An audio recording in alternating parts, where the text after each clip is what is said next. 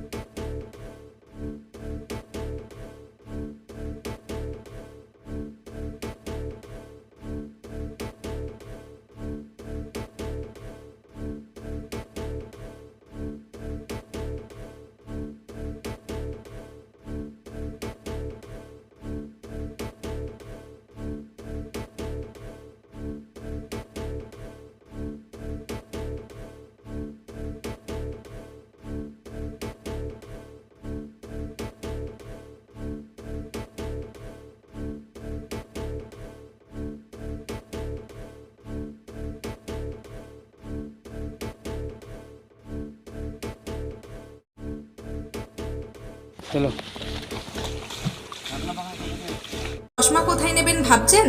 চলে আসুন ম্যাক্স অপটিক্যালে।